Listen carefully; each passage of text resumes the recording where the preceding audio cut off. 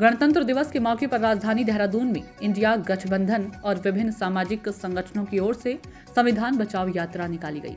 इस यात्रा में संविधान की रक्षा के लिए सभी राजनीतिक दलों और संगठनों ने प्रतिज्ञा ली। जीतेगा भारत, हारेगी नफरत, जीतेगा इंडिया, बनेगा भारत अभिमान।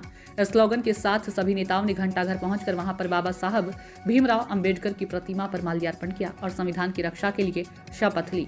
इस दौरान नेताओं ने बीजेपी और केंद्र सरकार पर जमकर निशाना साधा और कहा कि सभी संवैधानिक संस्थाओं पर बीजेपी सरकार अपना अधिकार जमा चुकी है। ऐसे में संविधान की रक्षा करना, लोकतंत्र की रक्षा करना सभी विपक्षियों का कर्तव्य है।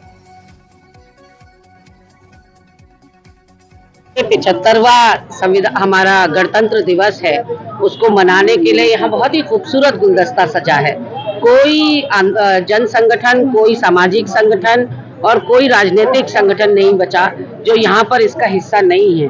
कुछ भारी संख्या में आए हैं तो कुछ ने अपने प्रतिनिधि यहाँ पर भेजे हैं और आज संविधान बचाओ दिवस के रूप में हम इसको मना रहे हैं और अपनी आने वाली पीढ़ियों को जो बहुत बेशकीमती, बहुत ही बहुमूल्य संपदा हमको बाबा साहब देकर गए हैं, एक ऐसी किताब जो ग्रंथ की तरह है किसी भी लोकतांत्रिक देश के लिए, जिसका अनुसरण बाकी देश करते हैं, जिनके पास अपना संविधान नहीं, वो भारत का संविधान देख देख कर अपना देश चला रहे हैं। तो इतनी नायाब जो हमें वो ग्रंथ देकर गए हैं, आज उसकी रोजाना जिस तरह से हत्या हो रही है, सांप्रदायिक ताकतें, फिरका परस्त ताकतें संविधान को तहस नहस करने पर तुली हुई हैं, उसको बचाने के लिए आज हम एकजुट और एकमुठ यहाँ पर आपको दिखाई पड़ रहे हैं। हम यहाँ अंबेडकर मूर्ति पर बाबा साहब का आशीर्वाद लेकर गांधी पार्क जाएंगे और गांधी प्रतिमा पर जाकर गांधी जी से उन लोगों को सद्बुद्धि देने के लिए आह्वान करेंगे।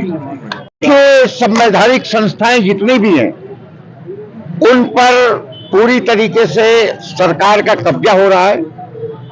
विपक्ष को, लोकतंत्र में सबसे बड़ी भूमिका विपक्ष की होती है, विपक्ष को बिल्कुल एक तरीके से नकारा जा रहा है और उनके पीछे ईडी, सीबीआई, इनकम टैक्स कई तरीके से, यहां तक कि उनके टारगेट में सीजीआई है।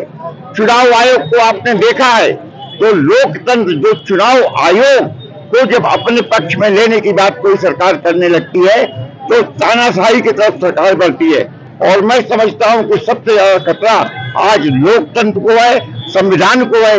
इस वजह से उत्तराखंड के, यहाँ पर देहरादून के सभी प्रमुख के राजनीतिक दलों के लोग इकट्ठा हुए हैं और हमारा संकल्प है कि हम संविधान को बचाएंगे, देश की एकता और अखंडता के लिए हम सब एकजुट रहेंगे।